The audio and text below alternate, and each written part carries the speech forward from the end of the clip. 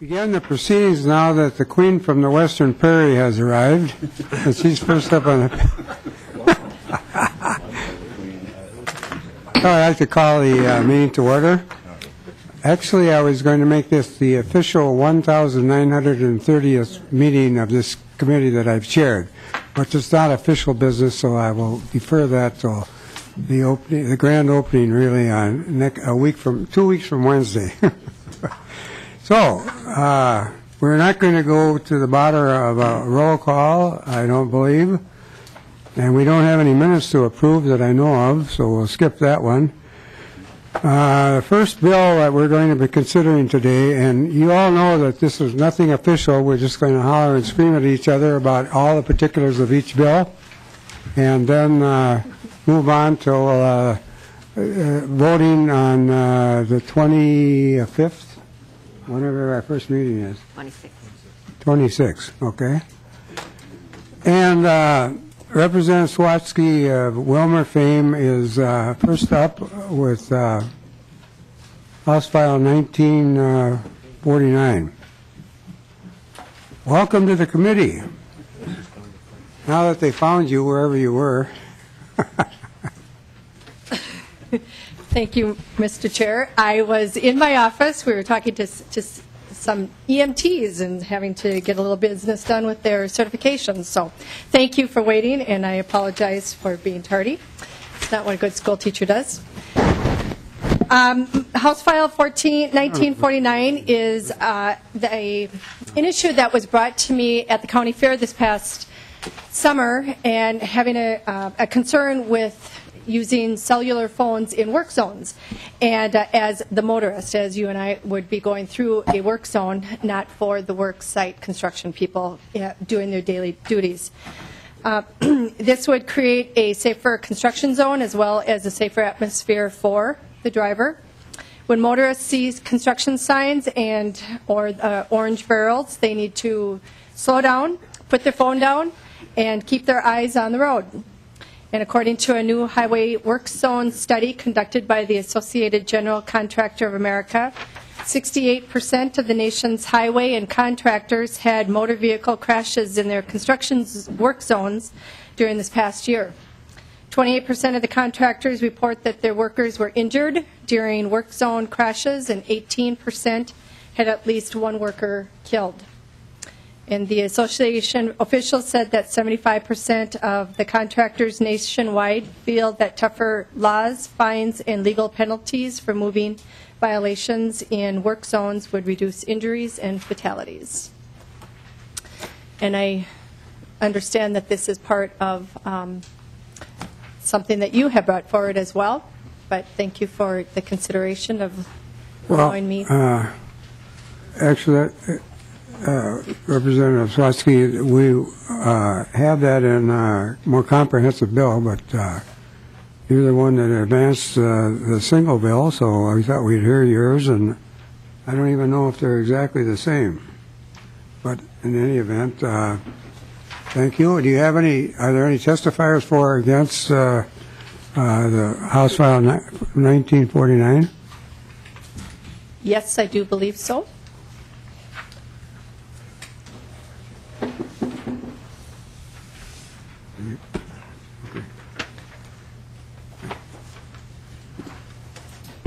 Identify yourself for, I think we have a taper, even though we're not official, so. Good afternoon, Mr. Chairman, committee members. My name is Tim Warkey. I'm the Highway and Transportation Division Director for the Minnesota chapter of the Associated General Contractors. We're a construction trade association made up of highway heavy contractors and commercial building contractors. You're going to hear more from me later on this afternoon with regard to the second proposal on the agenda, but I wanted to step up and say some comments in support of Representative Sawatzky's bill before you. Distracted driving and how it relates to construction work zones is a very serious and growing concern in the highway construction industry. And you heard Representative Sawatzky cite a study that our national chapter conducted of all the states, some pretty astounding statistics about accidents in work zones and fatalities as well. And unfortunately, you're going to hear in subsequent testimony how that tragedy and loss of life has visited a company in Minnesota and two families in particular. But as it relates to mobile phone use in construction work zones, our belief strongly in understanding is that when a motorist enters a highway work zone, you are entering a altered or changed physical driving environment. Either you have a crossover or a lane restriction or a slowing of traffic requires your 100% attention on what's happening on the roadway. And I think everyone would agree that even the use of hands-free cell phone use or conversation on a mobile device is not 100% engaged in the activity of driving. And I'm going to bring forward later today some safety professionals from some of our member firms, and they're going to be able to share with you some of their observations where they have seen and observed distracted driving, speeding, other unsafe conditions in those work zones. So we're very concerned about that. We want to thank Representative Sawatzky for bringing this forward. It happened sort of coincident with a larger group that I was pulling together during the interim, and which the similar feature will be part of Representative Erhardt's presentation later on the agenda. I don't know if it's worth pointing out, and I haven't I guess I didn't look closely at Representative Sawatzky's bill, but I know in Representative Erhardt's lead all later, we're talking about the restriction applying when workers are present. I think there needs to be some element of practicality of how this should be administered effectively or efficiently. When there are no workers present in the work zone and the work zone has been buttoned up, so to speak, and for the evening or made safe, a full and total ban might not be practical. But those are things I think as we move forward with this discussion that could be brought into consideration, including the type of work zone, and as I said, if and when workers are present. So if there's any questions, I'd be happy to take them. Anybody else? Representative Sawatzky? Representative Hornsey. Well, thank you very much, Mr. Chairman. And Mr. Warkey, I'm so glad that, well, I strongly support this, first of all, and I hope we move this out of the committee this session. But I'm so glad that you mentioned that issue of hands-free because, you know, all the studies, or many of the studies that I've seen indicate that this is just as much of a problem as, you know, talking on the cell phone directly. And I think there's a lot of mythology about this, that somehow it's safer. And the studies also show that this is the equivalent of driving drunk. When you're on a cell phone and you're driving, you're at .08 effectively. So we should ban this in work zones. I know that Representative Mason at one time and myself and others have talked about, not having any kind of cell phone talking while driving, and I think that's a ways away, unfortunately. We don't have the support for that, but I really hope that we have the support for this bill, and I hope eventually we come to our senses and realize that we ought to not be talking on cell phones, texting, hands-free. All of that is a problem. All of that is unsafe. And we need to send a message about safety, and this bill starts to do that. So thank you for raising that issue about hands-free. It is not safer. No one should be under the illusion that it is. Thank you, Representative Hornstein. Anybody else? Anybody that would like to testify for or against this? At this time, I think we can defer the folks that you have testify until we get to the 1949 bill. Unless there are someone that specifically wants to speak for or against this particular item.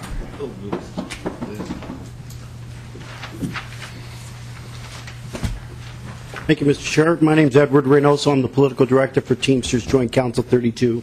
We represent numerous members within the highway heavy industry, and I just want to be on record to let you know that we are 100% supportive of this piece of legislation. Thank you.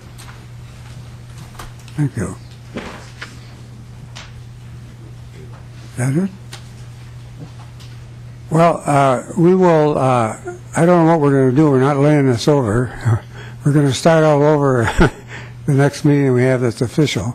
So this is all informational, and Hornstein didn't know about this stuff, so we wanted to bring him up to date on it. So. Oh, hi. All right, thank you very much. Thank you. I'll go up to the front, I guess. Is that easier? Okay.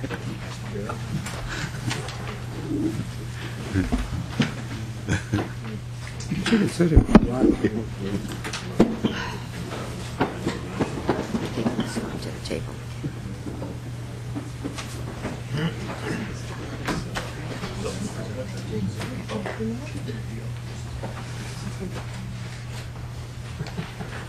Do you want me to check? Come on. They're tough out there. Who's the vice?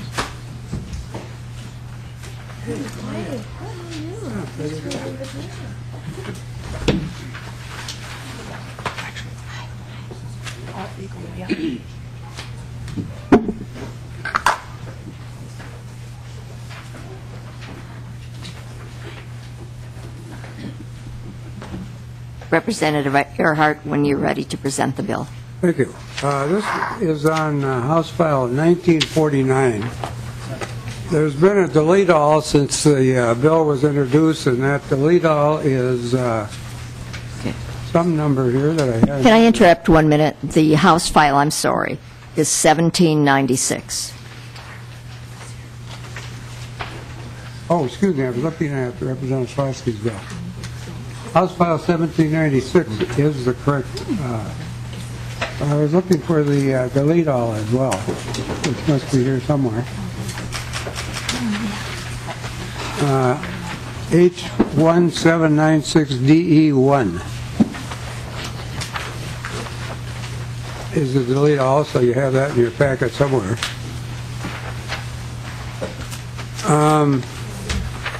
Basically, what we're looking at here is we want you all to remember this phrase, orange cones, no phones. So I'll start out with that. Orange cones, no phones. And there's been a number of fatalities over the years of workers in construction workers that have been injured or killed in work zones. And in 2012, the Egan Company had 2 workers killed as a result of careless driving in a work zone. And not too long after that, an ad hoc committee was put together to address work zone safety. Associated General Contractors, the unions, the State Patrol, MnDOT, and others met a number of times over this past summer to work through some of the things that we're going to be talking about here. Not all are in agreement totally with what we are doing, but that at the moment is up for to see who wins the battle and who prevails in this bill, if anybody. Briefly, there is a flat rate proposed in this bill for fines either for speeding or flagger violations. You all know what flaggers are. Those are the guys that stand at the beginning and the beginning of both lanes of traffic when there's one zone. And what I've been told is that often people will violate their call to stop. So what we're talking about applies to a basic, instead of doubling your fee in a work zone, a flat $375. That would go into a new work zone safety account in the general fund and would be used for further safety implementation. It also prohibits cell phone use in work zones when workers are present, and that's what we were just looking at. I don't know if that's present or was present or not in your bill, but we think that it should apply only when workers are present. And 3, authorize a pilot program for automated speed enforcement in 5 work zones where the State Patrol could issue citations, and that's during the years of 14 and 15, if I remember correctly. So again, it's orange cones, no phones is part of the, and I noticed that Representative Sawatzky hadn't picked up on that slogan yet, but. I saved it for you. So we have some testifiers, and I'm not sure in what order you would like to, so if you would go ahead and identify yourself for the tape. And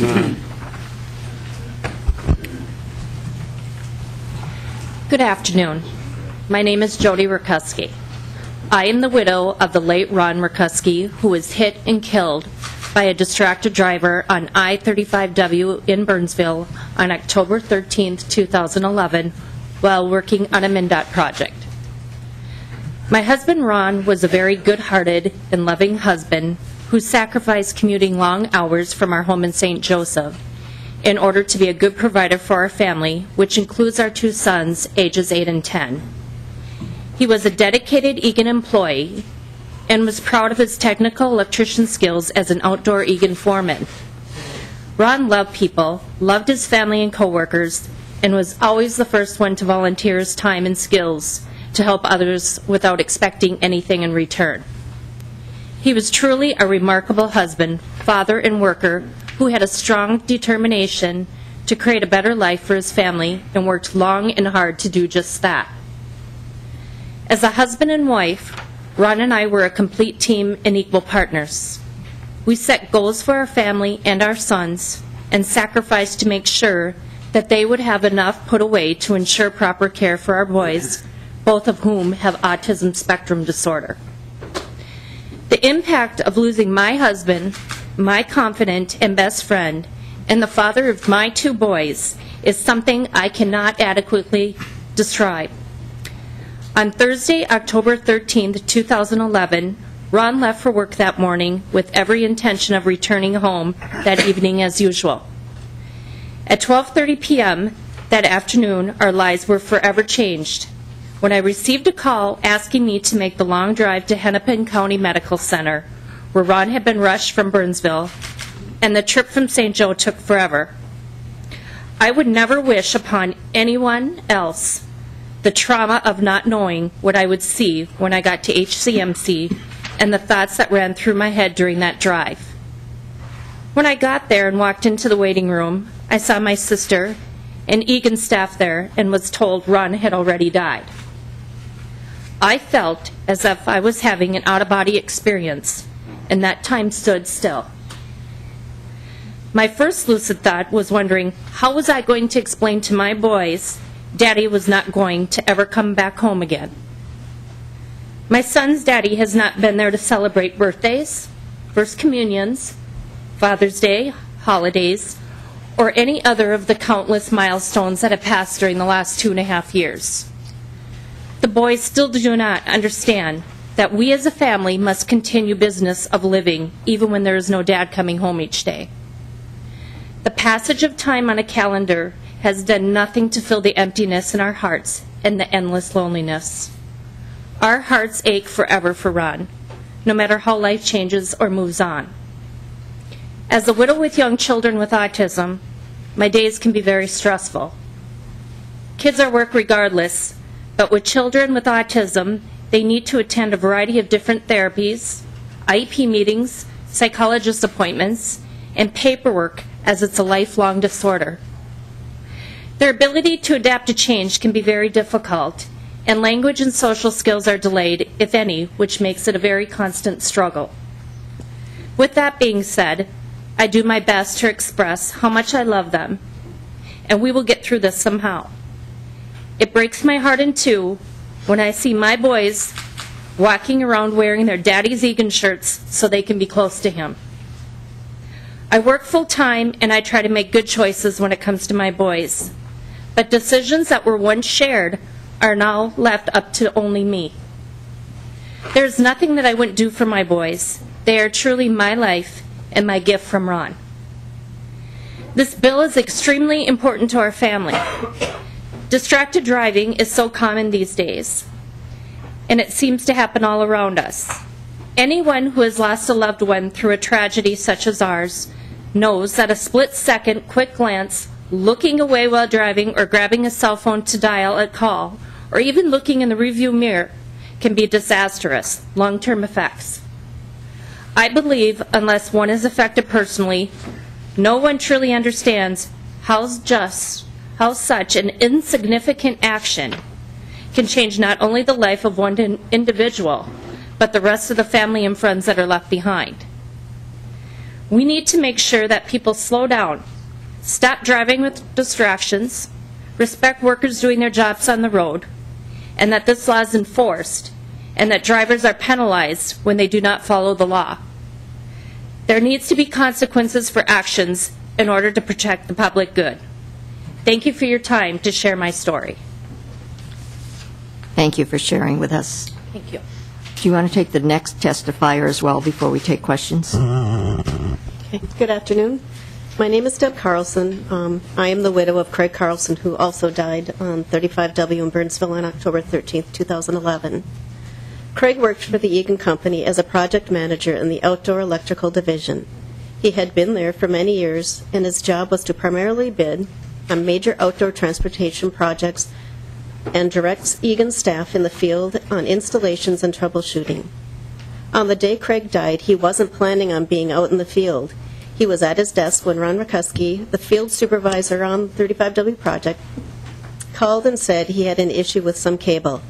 Craig left the office that day on his lunch hour, planning to be back at his desk to do paperwork shortly, only he never came back. From the accident details provided to our family, State Patrol, Craig died instantly upon impact.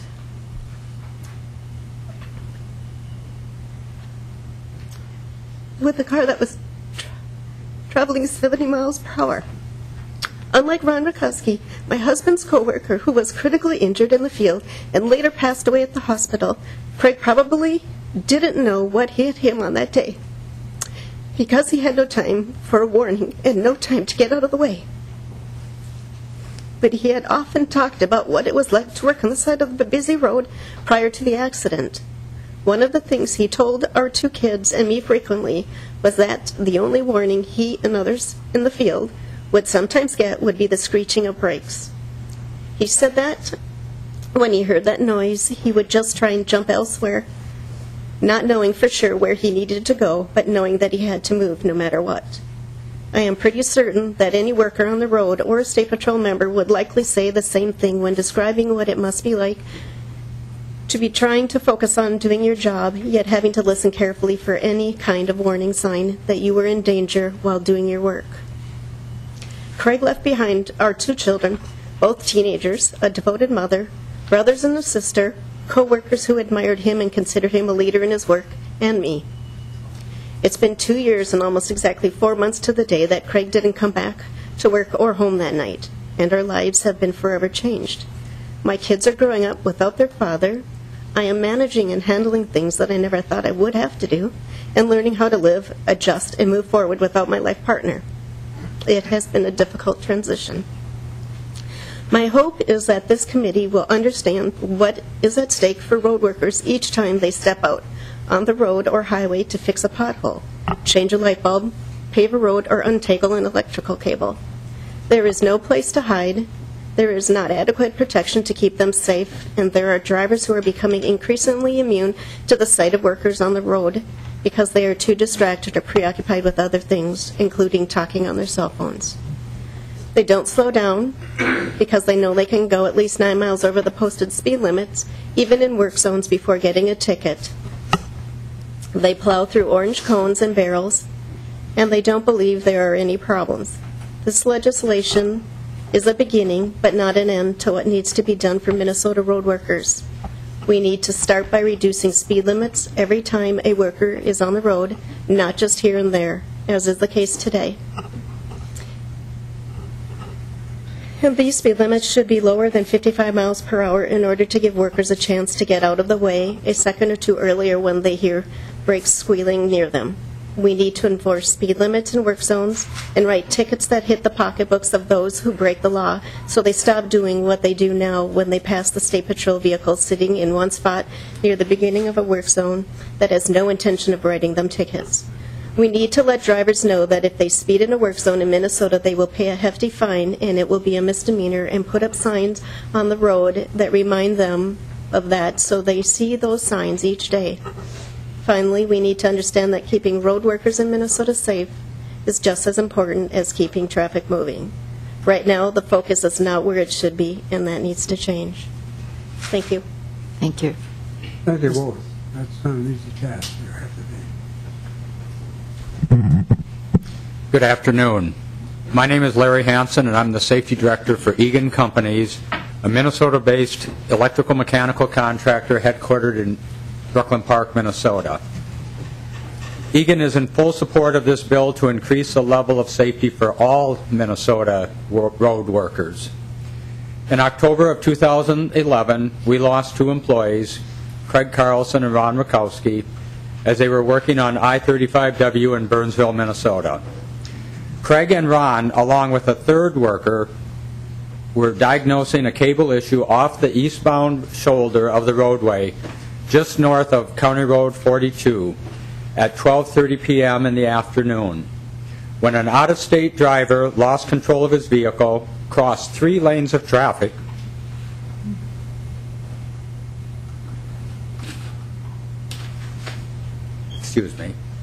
and hit Craig and Ron. Our third employee had just gone to the truck a few minutes before and had to witness this horrifying accident. Both of these men left behind a wife and 2 children. On this day, their lives were changed forever, and they have to adjust to a life without their husband and fathers.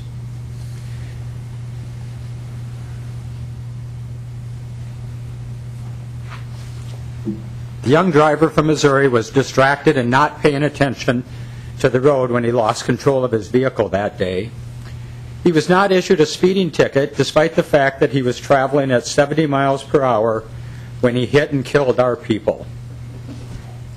This was because the road speed limit had not been reduced from the normal speed limit of 70 miles per hour, despite the fact that workers were present and actively working on both directions of I-35W at the time. We believe that speed was a factor. Perhaps a reduction in speed limit would have prevented the loss of control, or at least allowed the driver time to recover. In fact, after the death of Ron and Craig, the speed limit on that project was reduced to 55 miles per hour for the duration of the project.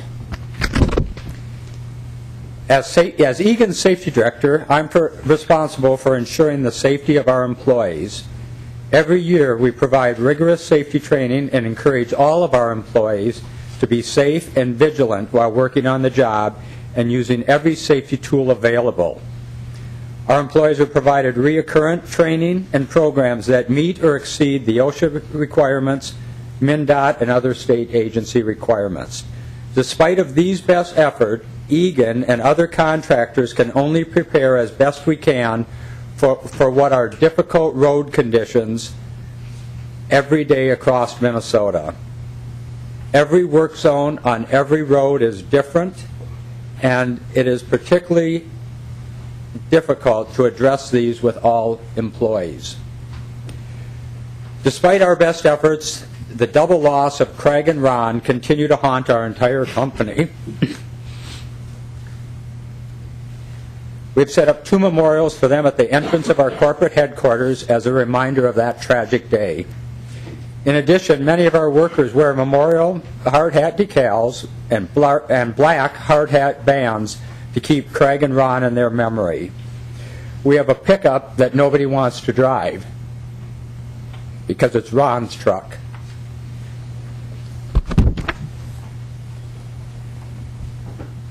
We have an office that nobody wants to use because it's Craig's.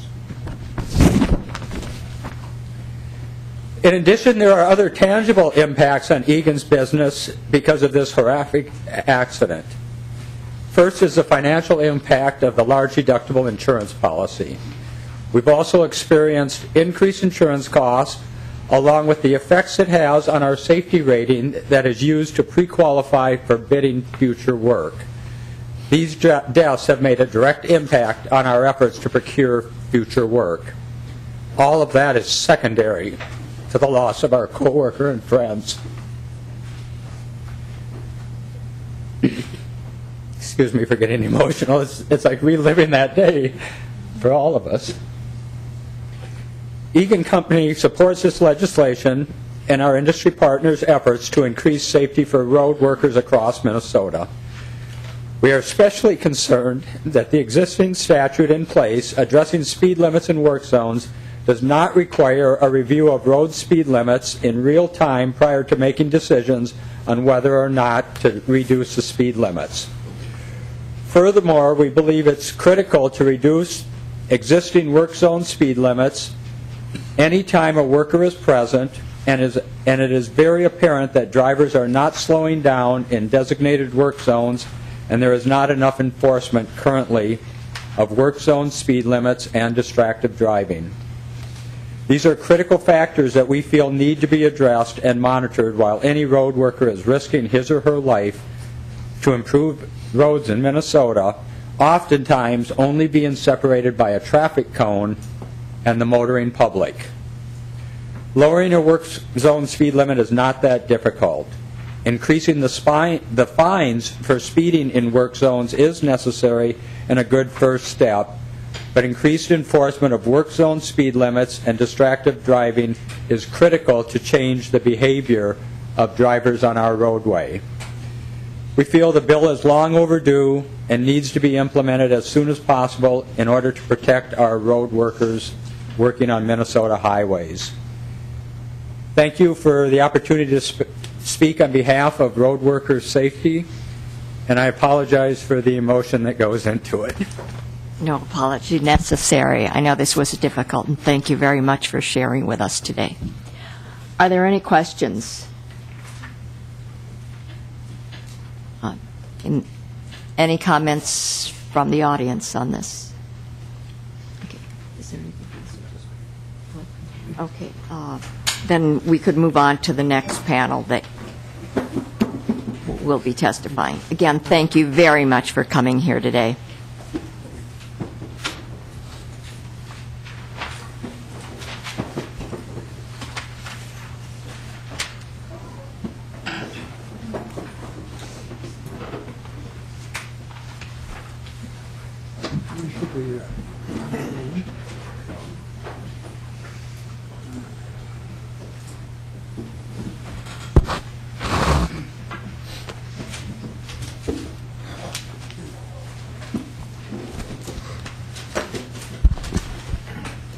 We're ready when you are. Good afternoon again, Madam Chair, committee members. Again, for the record, my name is Tim Workey. I represent the Associated General Contractors of Minnesota. I'm the Highway Division Director there. Wanted to cover a number of things with you and set up the discussion from this next panel, and then some background as to how the delete all is in front of you today. Well, let me start and cover a few things. I've edited my remarks. You've heard some prior testimony with regard to the cell phone situation. But, Madam Chair, every spring I'm afforded a solemn honor of representing the highway construction industry at a ceremony that's hosted by our partners at MnDOT that's titled Worker Memorial Day.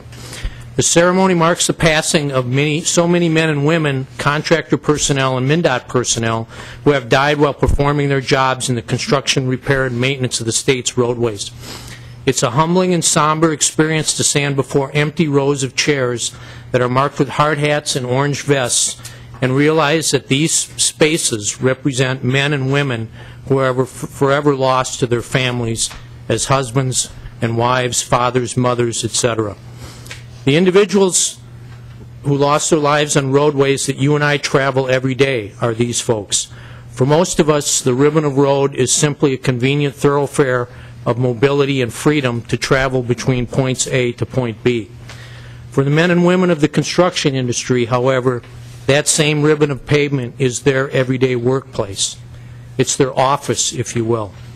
And as you heard in the previous panel, the roadway and construction work zone is a place that can turn tragic and deadly in a moment's notice.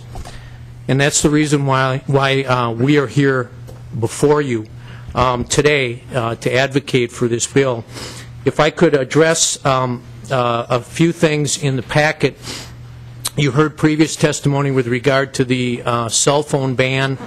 There's data in the packet, which I will not go through again, which is from the Associated General Contractors of America, which lists some statistical data points as to the growing number and frequency of accidents in construction zones across the country. I would like to take a minute, and there's also a handout or a packet of information that has the AGC of Minnesota letterhead. It looks like this. It's really there to illustrate for you, and if I could spend a minute telling you how this working group was put together. That letter you see is from our organization last summer to a group of folks, an industry and advocacy group of folks that we were not charged with putting together. We did this of our own accord as an acknowledgement to what we feel is an unsafe, inherently growing unsafe work environment for our members out in the field. And you can see through some of the attachments who those folks were that were part of this work group. And I committed to the group that because of the nature of this session being a short session and because of the fact that we wanted to do some things from the positive side of the legislature that could be accomplished in short order to affect change in safety, that we would only meet a few times. So you can see there the folks that participated. There's some illustrative agendas of the topics that we covered. But basically the group it was an informal group of practitioners, administrators, regulatory authorities, safety advocates, labor representatives, local governments, Federal Highway Administration representatives, and contractors. Again, we met 4 to 5 times this past fall. We had focused discussions covering things like the current conditions and safety environment that you see, best practices out, what's happening in the field that's working well and what isn't, speed issues and data collection, the use of technology as a tool, distracted driving we covered at length, enforcement activities including the use of automated enforcement. We discussed flagger issues, we discussed administrative concerns and potential remedies, and then we identified some short and some mid-range and long-term objectives. I would submit that what you have before you in terms of Representative Erhardt's delete all amendment are some short-term objectives that we thought were able to be accomplished. And if I could quickly, I'll quickly run through those things, and they may not necessarily be in order of the bill. But basically, one of the main things we picked up on early was that the current fine structure and the current sign legend that says fines double in work zones has lost its effectiveness, it's lost its punch, that the public does not pay attention. Do I know if my fine is $35, $60, $160? I have no idea what my fine is going to be. Therefore, fines double really is of no consequence to me to effectuate a change in my behavior. And I will say, in a point of departure, MnDOT shared some information with us late last week on a survey data that I'll make available to the committee, but they have a community of online users that they survey regularly, and they asked them questions about this issue, and they asked about the sign legend and what would get your most attention, and they were given 4 or 5 different options.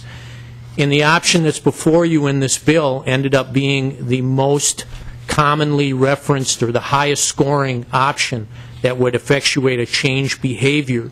That is a fine that is clearly stated and has a high minimum threshold. And the lowest scoring was the fines double in work zones. So from that evidence, which arguably is limited because it was a group of focused online survey respondents, we feel strongly that what you have before you with this minimum threshold is a way to proceed. Additionally, why $375? We found in our research that the state of Illinois, who's a national leader in work zone safety, has moved to that and has set their minimum fine threshold at $375. They also have an adjunct to their sign that says hit a worker in a construction zone, minimum $10,000 fine, 1 year in jail. We're not advocating that far, but we do think a change in the fine structure needs to occur. And then we tie that fine structure back to a special revenue account at MnDOT that would then capitalize a fund to fund enhanced enforcement by the State Patrol when it's requested, and also to fund a public awareness campaign. There's also a provision dealing with a flagger violation where that fine is raised to be commensurate with violation of the speed limit to both be $375. You heard about the cell phone ban in Representative Erhardt's amendment. The difference is that his proposal states when workers are present, and I pointed that out earlier. There's a piece on photo enforcement and a demonstration of photo enforcement. The group had a mixed opinion about photo enforcement, largely because of the nature of how it can how it's dealt with here in the legislature, being somewhat controversial and difficult administratively.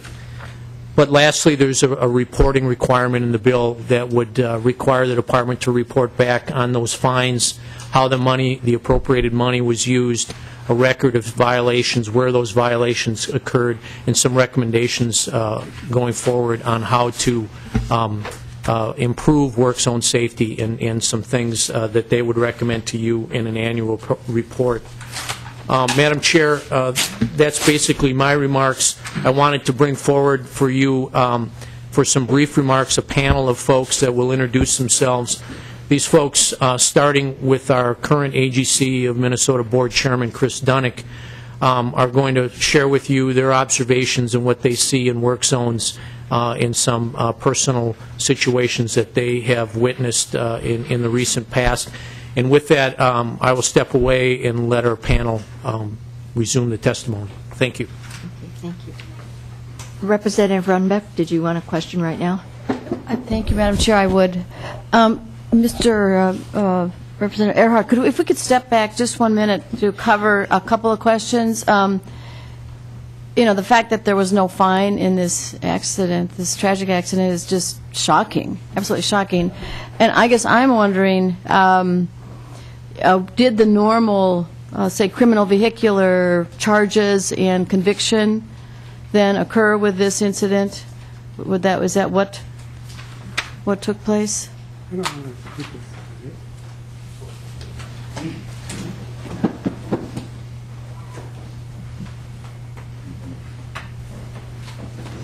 Yes, actually, Mr. the young Hanson. man was prosecuted for, and Jody, help me, what's driving? Yeah, distracted driving. For distracted driving. and he was charged with that Okay. in the process. Well, then, Madam Chair and Mr. Hanson, the fact that our current law says that there may be reduced maximum speeds in these work zones. So what circumstances and who asks for the reduction in speeds, and how that's going to continue, I guess, under the current bill, as the language is going to remain the exact same. So it seems like it's leaving it wide open to still sort of, sometimes we will and sometimes we won't have a reduced speed. Yeah, and actually, MnDOT makes that determination if they're going to reduce the speed in a work zone or not. But as far as what happened in this event, I don't know what that would have been prior to the accident. Okay, all right. Well, Madam Chair, and I have just one other comment. Maybe at some point someone might just address how this new bill that we're looking at, how that all dovetails, say, with the worker comp, similar situation where a worker is killed in an accident on the job. Just interested to know the connection. Thank you. Thank you. Next testifier, please. Good afternoon, Madam Chair, committee members.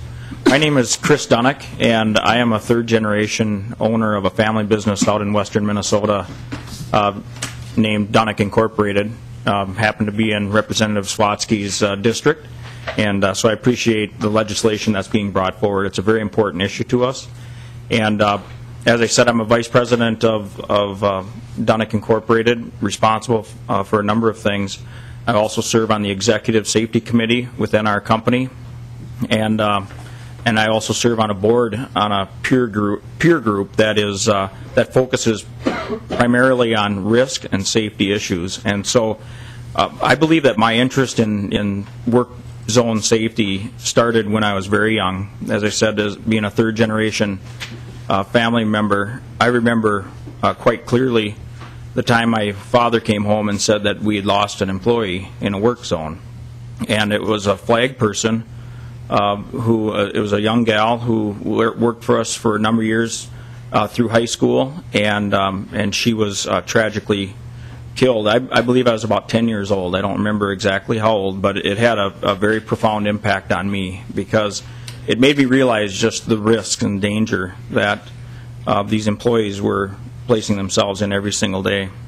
Like I said, our organization is based out of Princeburg, Minnesota. We have about 250 employees, and we do work in Minnesota, mostly southwestern Minnesota, out in North and South Dakota, and also in Iowa. And so we see a lot of different ways of handling traffic and reducing speeds in traffic zones, and we have a lot of experience with that. We primarily are involved in asphalt paving and milling.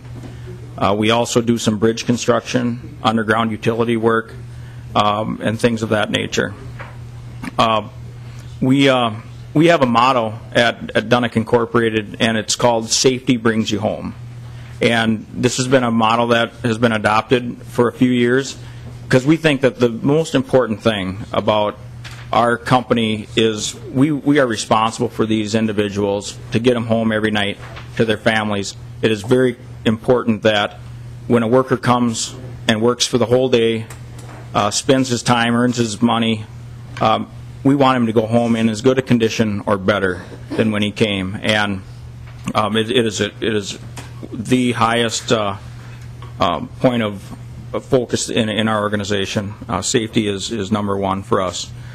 What we're seeing in the last few years, especially with the ongoing development of smartphones, is much more distraction. You have people driving down the road. They're not just talking on their telephones. They're looking at Facebook. They're tweeting. They're sending Twitter feeds. They're doing all kinds of different things, and they get so distracted all of a sudden, especially in rural Minnesota, where they're driving 65 miles an hour, 70 miles an hour, and they're getting lulled to sleep by the cornfields and everything else. All of a sudden there's a construction zone there, and they're not ready for it. And we believe strongly that speed kills. Speed kills and distracted driving kills. And we've been fortunate enough, again, since I was 10 years old, not to have had a serious a death in our work zone, although, as we heard earlier testimony, it's very present and a very significant issue. Dunnick Incorporated supports this legislation wholeheartedly, and we believe it will go a long ways in helping us fulfill our motto of safety brings you home. It is this legislation, as sitting as the current chair for the AGC of Minnesota, this legislation is the AGC of Minnesota's top legislative priority in 2014. It is key for us, and a lot has been done, and we're grateful for that. More needs to be done. More things can be put into place, more safeguards to make sure that this work environment is a safe environment for these employees. So thank you, Madam Chairman and committee members, for your time this afternoon. Thank you. Representative Hornstein. Thanks. Just quickly, I strongly support this one as well. And Mr. Dunnick, when you're talking about people Facebooking and online, that's already illegal, and we just need better enforcement of this. That's we passed a no texting while driving bill. I think Governor Pawlenty signed the larger legislation that was contained in, and so just that piece of it, we just have to enforce it. That's work zones. That's across the board. You cannot text. You cannot use any kind of electronic device that's distracting you. Whether it's the computer or whatever. That's already on the books. So we just have to, and maybe we ought to have a discussion, Mr. Chair, about this. The enforcement of those laws. But obviously, it has to be expanded.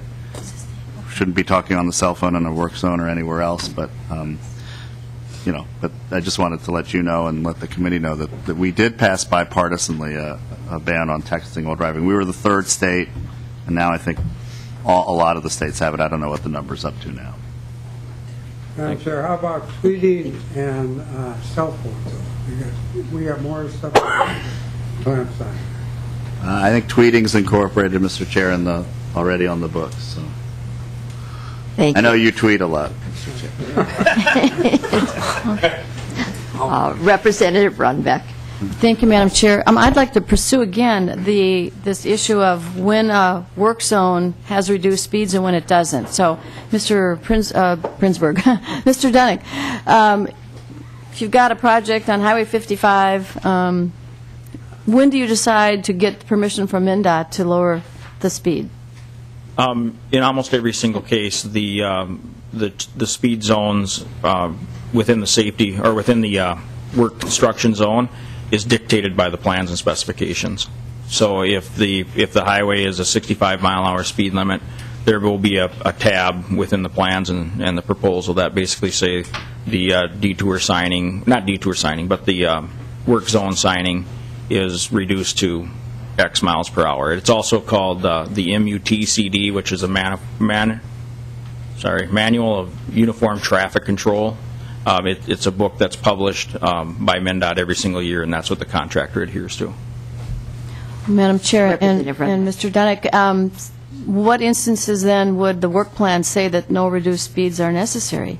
There really are some situations? Yeah, I would imagine, and again, we work mostly in rural Minnesota, but I know that there's probably some other people in the room that can testify to this, that when they put the Jersey barrier up, the concrete barriers that delineate traffic and move them over, if the workers have that type of protection in place, which is cost prohibitive in rural settings, but if they can put that Jersey barrier in place, then that will protect, and a lot of times they'll leave the speed limit as posted. Okay, thank you. Okay. Next testifier, please. Thank you, Madam Chair, committee members. My name is David DeBevic. I work for Ewan Brothers Construction. Ewan Brothers began in 1920, and we've grown to be a road construction builder in northern and southern Minnesota with a workforce of up to 275 folks. And we primarily, like Dunnick, are also a paving contractor and work in the rural areas of Minnesota. And just so you're familiar with, I think we've all seen paving operations, but you have a hot mix plant. You mix some hot mix and you bring it out to a job. We primarily use a belly dump to dump a windrow of asphalt, and it's picked up by a pickup machine, dumped into a paver, put into a nice even lift, and then it's rolled out by our asphalt rollers, raked out sometimes, by the crew, that type of thing. These operations move at the pace of a walk, basically, down the road, so that traffic, that work zone is always moving with the operations, so offers us another challenge of protecting our workers. And a lot of times there isn't positive protection for a paving operation like Jersey barriers. We just have a cone basically between, or a barrel if you're lucky, between that paving operation and the traffic that's whizzing by.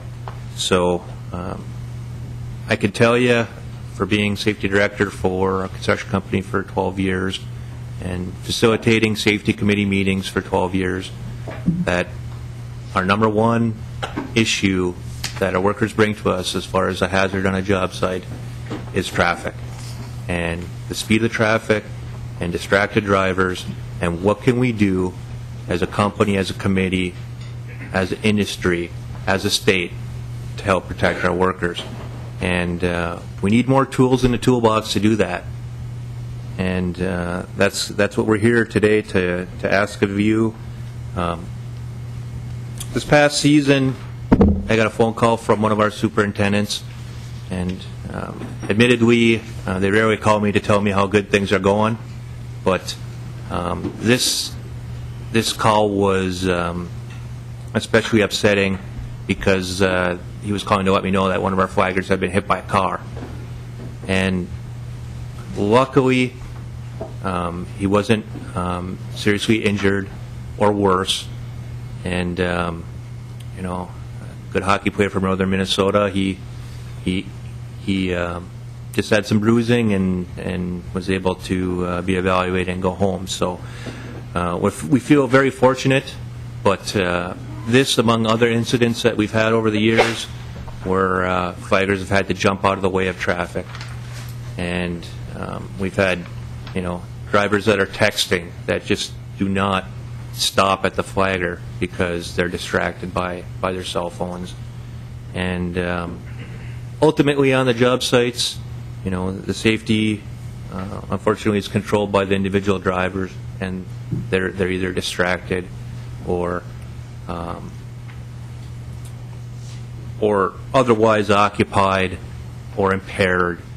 And we need some tools to help us get these drivers to respect our workers and our work zones. This past season, I was down on Highway 65 in southern Minnesota, near Glenville, a paving operation going to the Iowa border, and I checked on that operation. I continued south on 65 into Iowa, where we have a quarry, and I knew when I got to Iowa that there was a sign, "Welcome to Iowa," quickly followed by a sign that said, "Work zones, $1,000 max fine for speeding. Other fines double." And I thought to myself, I was putting their foot forward here and saying that they're serious about protecting their workers and reducing speeding in work zones. And I think that with your help today, we can help Minnesota to bring it to that level. So, thank you. Thank you. Representative Newberger, you had a question? Thank you, Madam Chair. Yes, I do. As I'm listening to all of this, first of all, I want to say I'm sorry for your loss. And I understand the environment from a personal experience, ongoing. The job that the highway workers do is terrifying at times. But with that said, as I'm thinking and processing this through, most of us have these GPS devices in our cars, tell us how to get from point A to point B because no one reads a map anymore.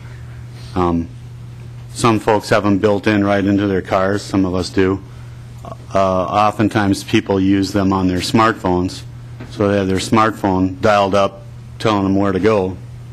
So how would this proposal, this concept, this bill, affect the use of smartphone applications for navigational devices, or if you want to take it one step farther, if you've got a built-in navigation device in your car, will you be required to turn that off in a work zone? Would this be considered, in my opinion, I would see this as an equal distraction, because you have this computer program talking to you and taking your eyes off the road onto the screen. So work me through this and tell me, how does that fit into this equation? Thank you. A lot of things that Representative Erhardt. Madam Chair, you know, if you're eating McDonald's that you just picked up and you reach down for the French fries, that kind of stuff we got a lot of things. But I suppose we can't do everything, so we're going to do the things which appear to be direct causes that we might. Can't tell a guy not to buy a hamburger and eat it, I suppose, or we could say don't use. In fact, I think the Highway Patrol would have a hard time figuring out that one, seeing somebody in motion with their hamburger rather than with their cell phone. So I suppose you can't get everything. We're trying to move it forward. If we get cell phones this year, next year hamburgers.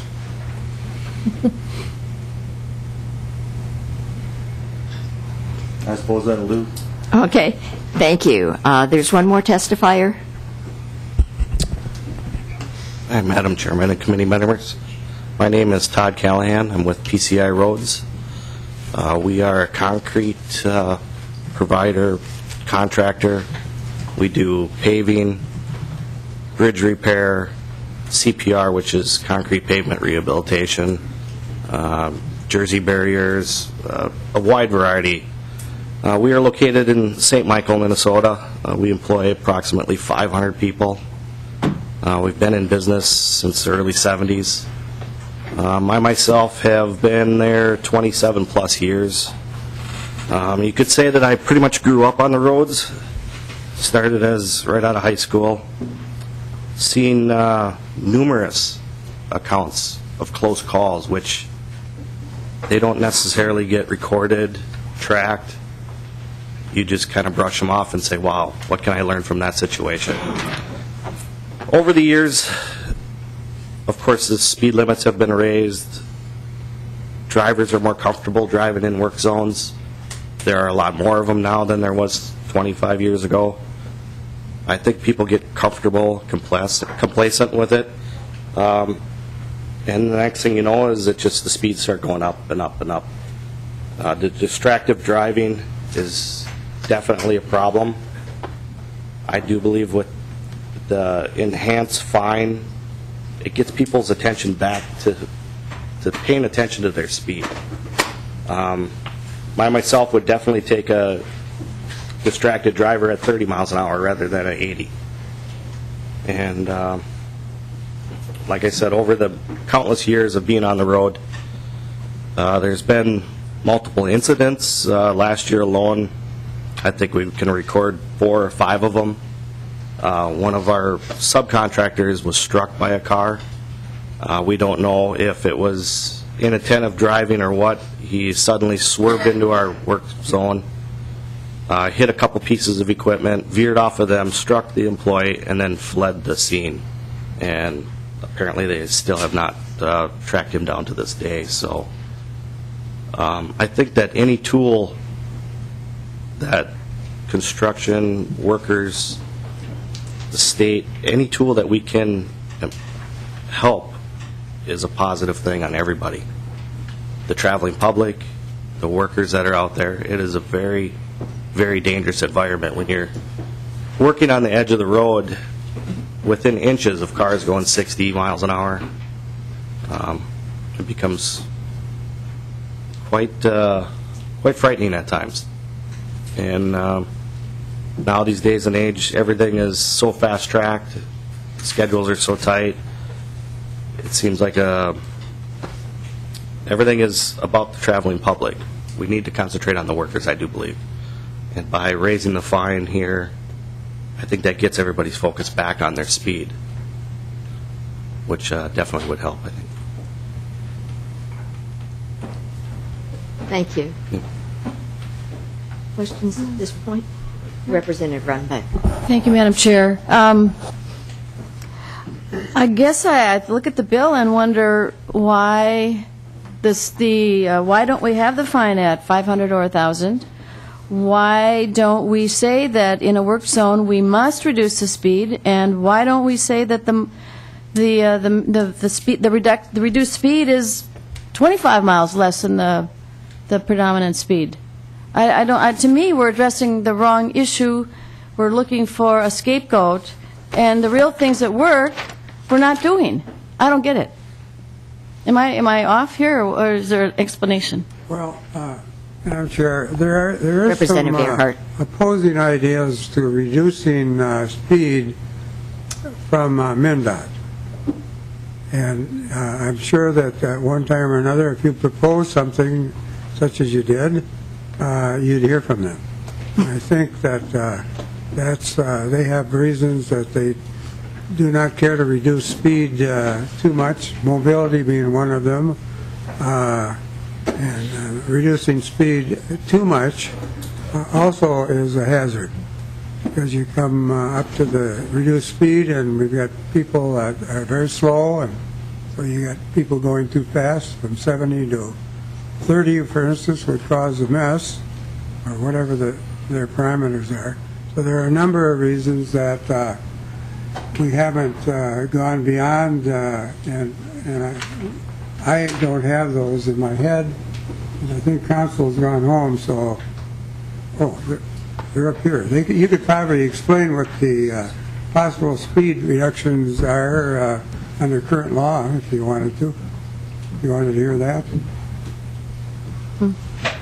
Well, I'm reading it here, Madam Chair, and I mean, current law is what we're following. yeah, okay.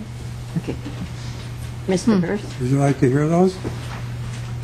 Well, if Representative Erhardt, if we could hear an explanation of why, it seems like there are easier solutions than what we're trying to do here. Question.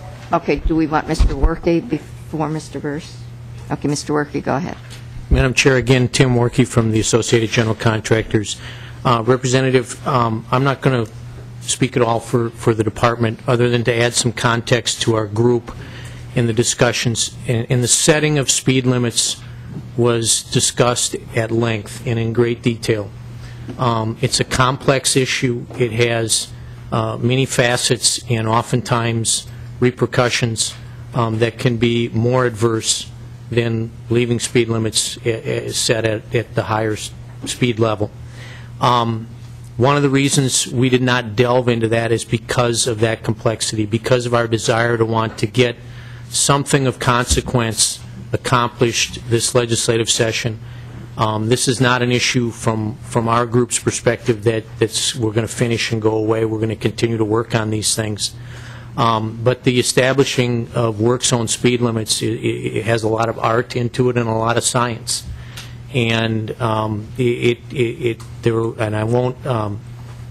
don't want to understate, there were folks that aggressively believe that speed limits should be lowered. And there are others that have a differing opinion about that for very valid reasons as well.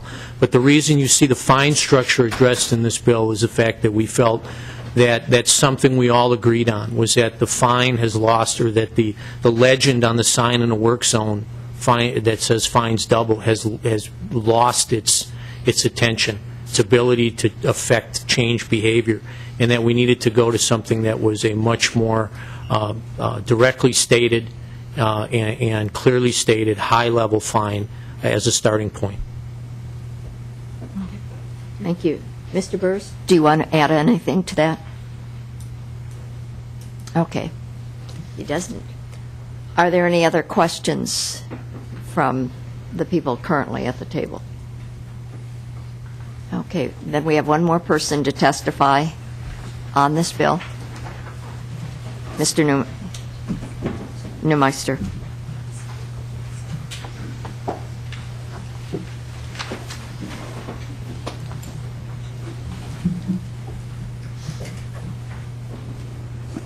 Madam Chair, for the record, my name is Rich Neumeister. my comments are based on about the speed camera proposal. Again, it's for informational purposes that you're here, and I'm sure there will be more discussion possibly if this proposal goes ahead. As many of you know, my background is such that I've done a lot of work on privacy, civil liberties, open government, and all that for a long period of time. And ever since the idea of automated law enforcement cameras have been here in Minnesota, I've been at the front gate, making my comments known and persisting constantly with those views. The proposal before you in the Delete Everything bill is not like the photocop that you discussed last session. It's not like in previous. It's very specific.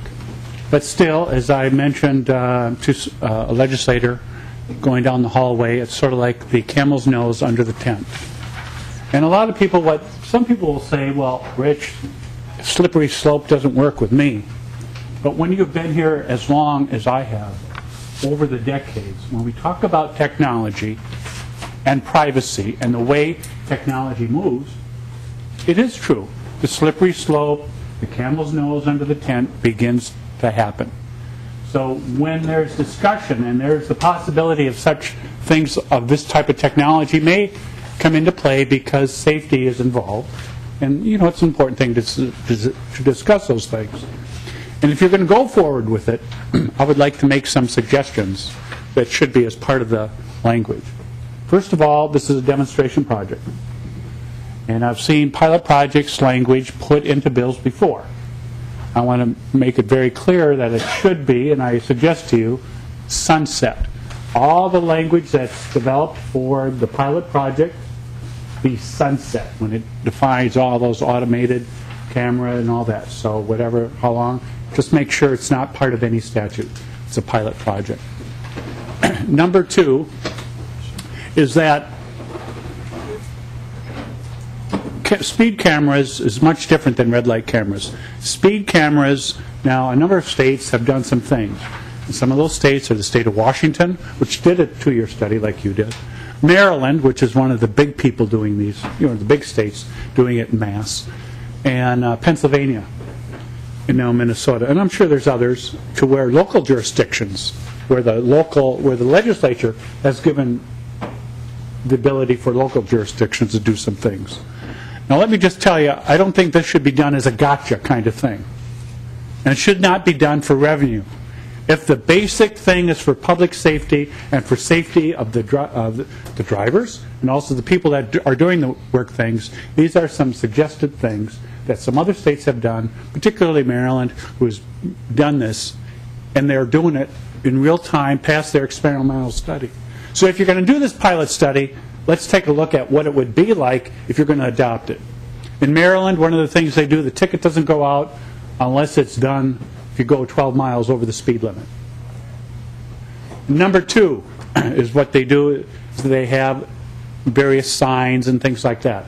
And I think we need to do a little bit more of that than what is the proposal here to make it very clear, hey, you're entering one of the 5 zones that's being proposed.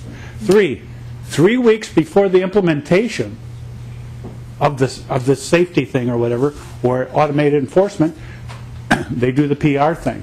Maryland has even their own website that talks about and all kinds of questions like that. The other kind of things is that one of the 2 states that I recently saw, or the 3 states, talks about it's basically treated as a parking ticket. One of the other things that was kind of interesting, Maryland, you can go on their website, you can see, like at one spot for a whole year, 72,000 tickets were issued. Now, I don't know what their threshold is. I couldn't find in detail on that. But they charge $40 a crack. And between 2009 2011, what they did, from the figures that I saw, they had 769,000 citations, and over $25 million was raised. Now, I don't know what the budget projections are for this particular, you know, in terms of the cameras aspect of it.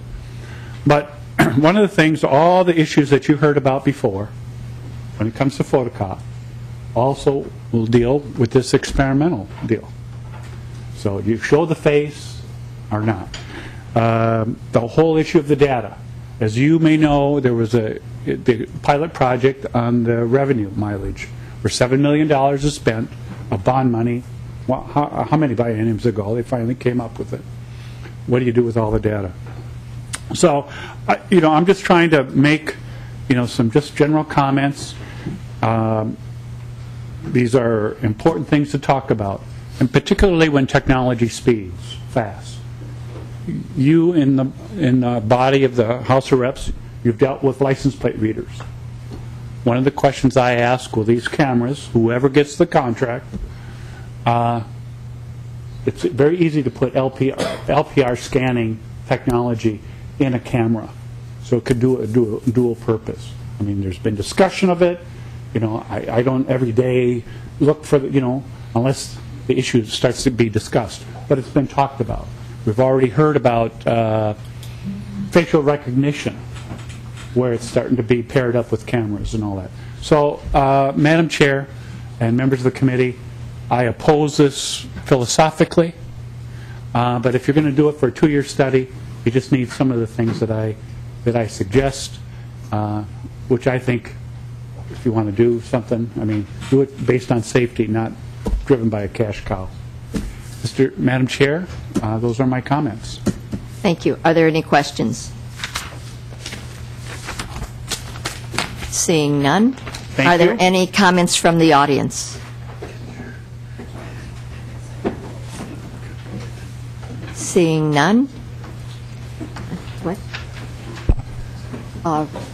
Representative Erhardt, do you have anything to finish off? I don't, Madam Chair. Just I want to thank the testifiers that came to support this, and we'll be asking them to come back on whatever day we convene officially to address this again. And it's not been easy for the direct participants,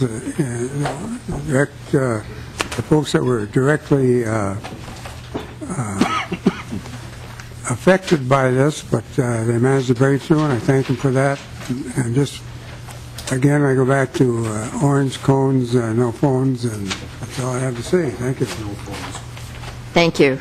Our next meeting will be on February 26th at 2:15, and right now it's scheduled to be in room 10. And again, thank you all for coming. The meeting stands adjourned.